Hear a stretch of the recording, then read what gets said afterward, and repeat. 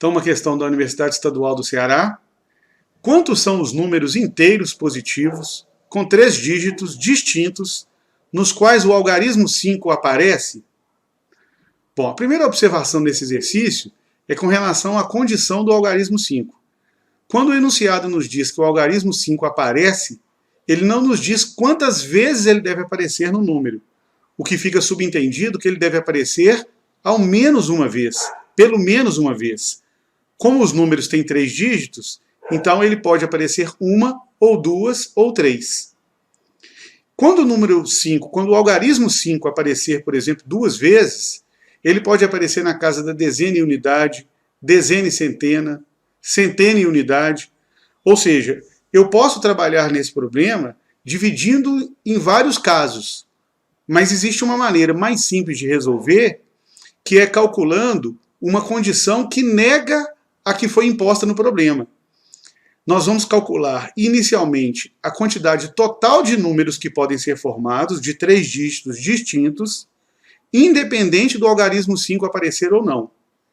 E aí, na sequência, nós podemos calcular a quantidade de números de 3 dígitos distintos em que o algarismo 5, agora negando a condição do enunciado, em que o algarismo 5 não aparece nenhuma vez. E aí, descontando do primeiro cálculo, sobra o que o enunciado nos cobra. Então, colocando aqui as possibilidades de algarismos centena, dezena e unidade. Então, o primeiro cálculo que nós faremos é a quantidade total de números de 3 dígitos distintos, independente do 5 aparecer ou não. Então, no caso aqui da centena, a única restrição é com relação ao zero, porque não vai, senão, se nós colocarmos o zero na centena, nesse caso nós não teremos um número de 3 dígitos. Então, tirando o caso do zero, nós temos 9 possibilidades para a centena.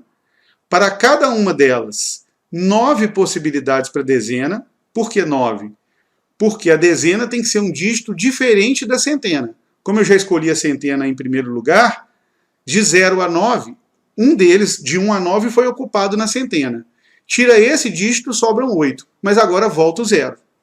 Então nós temos ainda 9 possibilidades para a dezena, e como já foram utilizados 2 dígitos, sobram 8 possibilidades para a unidade.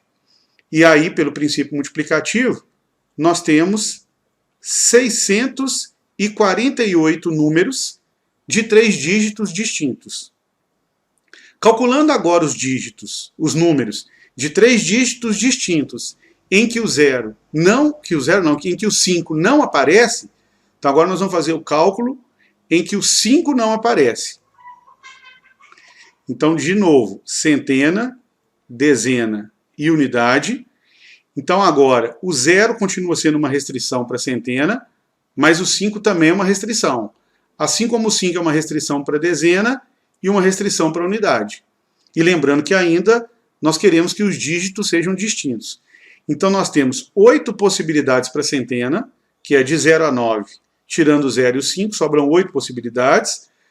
E aí restam 7 possibilidades para a dezena, mas como volta o 0, então, de novo, 8 possibilidades para a dezena. E aqui, 7 possibilidades para a unidade. Pelo princípio multiplicativo, nós vamos ter 448 números possíveis de serem formados, com 3 dígitos distintos em que o 5 não aparece. Então, se nós tomarmos o total de números de 3 dígitos distintos, 648, e descontarmos destes os números de 3 dígitos distintos em que o 5 não aparece, vão restar, nessa diferença, que é igual a 200, a quantidade de números de 3 dígitos distintos em que o 5 aparece pelo menos uma vez. Então, resposta letra B.